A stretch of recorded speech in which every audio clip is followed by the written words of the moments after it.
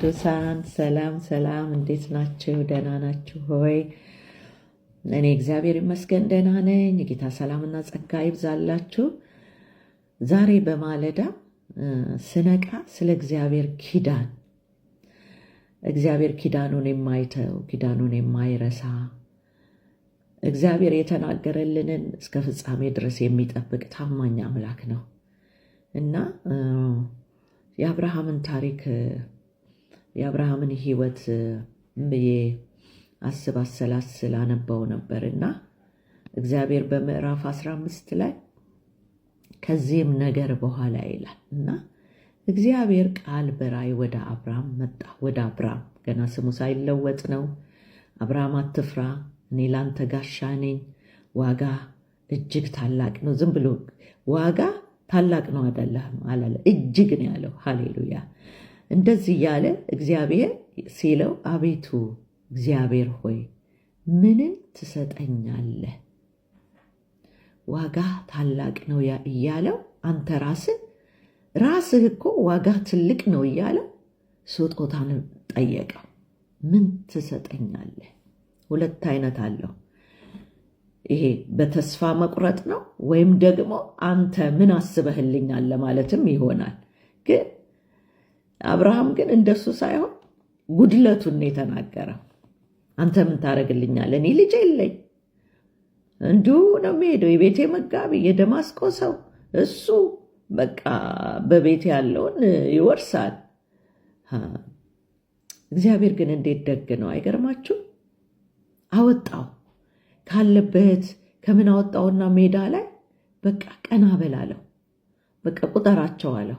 ወደ ምድር ጎንበስ በል ቁጠራቸው አለ። ሃሌሉያ። ልትቆጥር ትችል ዘንድ እንደሆነ ቁጠር አለው። ዘርህም እንደዚሁ ይሆናል። አያችሁኛ በምናጉረመርምበት ምን በምንልበት ጎደለ እግዚአብሔር መጥቶ ሙሉነት የማይሰማን እግዚአብሔር በመካከላችን ሆኖ ጉድለት የሚሰማን ሰዎች ነን። በቃ ደካሞች ነን። እግዚአብሔር ግን ያውቃል እና ኪዳኑን የማይረሳ ኪዳን አደረገ ከሱ ጋር። ሲቀጥል ምዕራፍ 16 ላይ እግዚአብሔር የተናገረውን ነገር ዘንግቶ የሳራን ነገር ሰምቶ እንግዳ ነገር ቤቱ ሲገባ አያችሁ፣ ኪዳኑ ያለ ጣልቃ የገባ ኪዳን የሌለው ዘር ገባ። ከዛ የቤታቸው አትሞስፌር ሁሉ ተለወጠ። የህይወታቸው እንትን ተለወጠ። ግን ምዕራፍ 17 ላይ ሲመጣ አብርሃም የ99 ዓመት ሰው በሆነ ጊዜ እንደገና ለአብርሃም እግዚአብሔር ተገለጠለት። እግዚአብሔር ደስ የሚለው ጸጥ ብሎ በዛው የሚጠፋ አምላክ አይደለም። ኢቭን አብርሃም ጸለየ፣ አብርሃም እንዲህ አለ የሚል ነገር የለም። እግዚአብሔር ግን ስለ ኪዳኑ ሃሌሉያ። እኛም ዛሬ ስለ ልጁ ስለ ኢየሱስ ክርስቶስ ሲል በመስቀል ላይ ስለተሰራልን እውነት ሲል ሃሌሉያ ዕዳችን እንደተከፈለ እንዳንቆዝም ደም ዋጋ እንደተከፈለልን በአብ ፊት የሚታይልን የኪዳን ምልክት ስላለን እየመጣ በቃሉ ያጽናናናል፣ በቃሉ ይናገረናል። ከዛ አብርሃምን መጀመሪያ ማድረግ ያለበት ማንነቱን መለወጥ ነው። ስምን መለወጥ ነው። የሚጠራበትን የሚታወቅበትን እስከዚህ 99 ዓመት ድረስ እስከዚህ ድረስ የታወቀበትን ያንን ስም መለወጥ ነው። የሳራን ስም መለወጥ ነው። ማንነትን መለወጥ ነው። ስም ማንነትን ይገልጻል። ስለዚህ ኢየሱስ ጌታ ነው። ሃሌሉያ። ስሙንም ኢየሱስ ትይዋለሽ፣ ህዝቡንም ከኃጢአታቸው ያድናል ይላል አይደል? ስም ማንነት መገለጫ ነው። ከዛ አብርሃምን ምን አለው? እንደገና ተገልጦለት እኔ ኤልሻዳይ ነኝ፣ አብርሃም በፊቴ ተመላለስ፣ ፍጹምም ሁን፣ ቃል ኪዳኔ በእኔና በአንተ መካከል አደርጋለሁ፣ እጅግም አበዛሃለሁ አለው። አብርሃምም በግንባሩ ወደቀ። እግዚአብሔርም እንዲህ ብሎ ተናገረው፣ ቃል ኪዳኔ ከአንተ ጋር ነው፣ ለብዙ አሕዛብ አባት ትሆናለህ። ከዛሬ ጀምሮ እንግዲህ ስምህ አብርሃም ተብሎ አይጠራም አለው። አሁን አብርሃም ስግደት ነው ያደረገው። እግዚአብሔር ድጋሚ ሲገለጥለት የሆነ ንግግሩ የበራለት ይመስለኛል። እኔ ኤልሻዳይ ነኝ፣ ምንድን ነው የምታወራው? እኔ እኮ እንዲህ ነኝ ብሎ ለአብርሃም ሲነግረው አብርሃም ኢየሱስ ጌታ ነው። ለዚህ ለተገለጠለት እግዚአብሔር ፍጹም ሁን። የኔን ቃል ትተህ የሚታየው ጋር አትሂድ። የኔን ቃል ትተህ የኔን ኪዳን ትተህ ማንነት ላይ አትሂድ። የምታየው ቤት ውስጥ ያለው አካባቢ ያለው ውስጥ ማየት የሚገባህ የኔን ቃል ነው፣ የኔ ድምፅ ነው፣ ኤልሻዳይነቴን ነው። ስለዚህ በፍጽምና በፊቴ ተመላለስ አለው። ሃሌሉያ። ከዛ በኋላ ቃል ኪዳኔን ከአንተ ጋር ነው አለው። ሃሌሉያ። ለብዙ አሕዛብ አባት ትሆናለህ እና እንዲህ እያለ ይነግረዋል ማለት ነው፣ የሚያደርግለትን የሚሆንለትም። ከዛ እግዚአብሔርም አለው አብርሃምን አለው ይላል፣ አንተ ደግሞ ቃል ኪዳኔን ትጠብቃለህ። አንተ ከአንተም በኋላ ዘርህ በትውልዳቸው በእኔና በአንተ መካከል ከአንተም በኋላ በዘርህ መካከል የምትጠብቁት ቃል ኪዳን ይህ ነው ብሎ ይነግራቸዋል። ሃሌሉያ። ኪዳንን ስለመጠበቅ እግዚአብሔር ኪዳን ጠባቂ ነው። እኛም ደግሞ የነገረንን የገባልለትን ኪዳን እንድንጠብቅ። ምክንያቱም እግዚአብሔር አንድ ኪዳን ገብቶልናል። እመጣለሁ፣ እወስዳችኋለሁ፣ በአባቴ ቤት ብዙ መኖሪያ አለ፣ ስፍራ ላዘጋጅላችሁ እሄዳለሁ ብሎ ዮሐንስ 14 ላይ ይናገራል አይደል?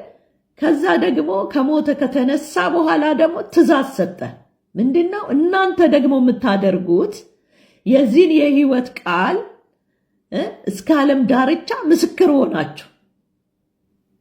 እንዲህ እንዳያችሁ ተመልሶ ይመጣል የተባለው ኢየሱስ ልክ ለአብርሃም እየመጣ እየደገመ እንዳለው ዛሬ ለእኔና ለእናንተ የምንማረው ምንድን ነው? ለብዙ ትውልድ እናት፣ ለብዙ ትውልድ አባት ሆነን እንድንነሳ እግዚአብሔር ተመልሶ ኢየሱስ እንደሚመጣ በክብር አብረን እንደምንነግስ ብዙዎችን ደቀ መዝሙር አድርገን እንድንጠራ እንድናመጣ እግዚአብሔር ከኛ ጋር ኪዳን አለው። ዛሬ በእውነት ኪዳናችንን አድሰን ለጢሞቴዎስ እንዳለው ምንድነው ያለው? በሁሉ ፊት ላንብበው ይሄንን ቃል እና ጨርሳለሁኝ። ምንድነው ጢሞቴዎስን ምን አለው? ይቅርታ ጉሮሬን ስለያዘ ናፍቆቴ ብዙ ነው። ምን ይለዋል? በእግዚአብሔር ፊት በሕያዋን በሙታንም ሊፈርድ ባለው በጌታ በኢየሱስ ክርስቶስ ፊት በመገለጡና በመንግስቱ እመክርሃለሁ። ቃሉን ስበክ፣ በጊዜውም አለጊዜውም ጽና፣ ፈጽመ እየታገስክና እያስተማርክ ዝለፍ፣ ገስጽ።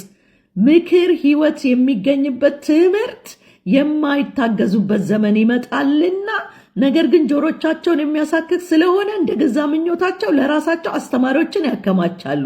እውነትን ከመስማት ጆሮቻቸውን ይመልሳሉ፣ ወደ ተረትም ፈቀቅ ይላሉ። አንተ ግን ይላል ነገርን ሁሉ በልክ አድርግ፣ መከራን ተቀበል፣ የወንጌል ሰባኪነትን ስራ አድርግ፣ አገልግሎትን ፈጽም ይለዋል።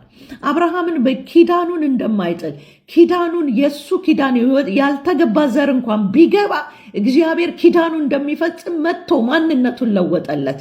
ያ ከዛ በፊት የነበረው አብርሃም ሆኖ የነበረበትን ሶራ ሆና የነበረችበትን ያ የለውጦ አሁን ኪዳኔን ከአንተ ጋር ነው፣ ከሌላ ከማንም ጋር አለ። አንተ ደግሞ ለቀጣዩ ትውልድ ኪዳኔን ታስተምርልኛለህ። ዛሬም ለእኛ ምንድን ነው ለጳውሎስም እንዲህ እንደመከረው ወንጌልን ይሄ የተቀበልነው ኪዳን ኢየሱስ ጋር አብረን ደግሞ የገባነው ኪዳን አለ። ስለዚህ ይሄንን የክርስቶስ ኢየሱስ አዳኝነትን የክርስቶስ ኢየሱስን ማንነትን የመስቀሉን እውነት በቃ ባገኘነው በተሰጠን አጋጣሚ ሁሉ የመናገር ግዴታ አለብን፣ ኪዳን አለብን። ስለዚህ ወገኖች በእውነት እግዚአብሔር ኪዳኑን የሚረሳ አይደለም። የኛ ነገር ይሰራል፣ የኛ ነገር ይሆናል። ከዙሪያችን ከሚጮኸው ነገር ወጥተን አሁንም ወንጌልን የተሰጠንን አገልግሎት ለመፈጸም እንድንተጋ በቃ በጊዜውም ያለ ጊዜውም የዚህን የሕይወት ቃል የሚናገር የማያሳፍር ሰራተኛ ሆነን የተፈተነው ማንነታችንን ለእግዚአብሔር ልናቀርብ የተጋን እንድንሆን በዚህ በማለዳ በቃ ኪዳኔን ከእግዚአብሔር ጋር ያለውን ኪዳንን አድሰን ጌታዬ እኔ ለአንተ ምስክር ሆናለሁ ብለን እንድንወጣ በቃ ይህንን ነው ዛሬ ጌታ ያስተማረኝ። ተባረኩልኝ፣ በርቱ። ደግሞ ዋጋ አለው፣ አክሊል አለው፣ ደሞዝ አለው። ስለዚህ እግዚአብሔር ጌታ ኢየሱስ ይመጣል፣ በክብር ይወስደናል። ተባረኩልኝ። ጌታ ይባርካችሁ።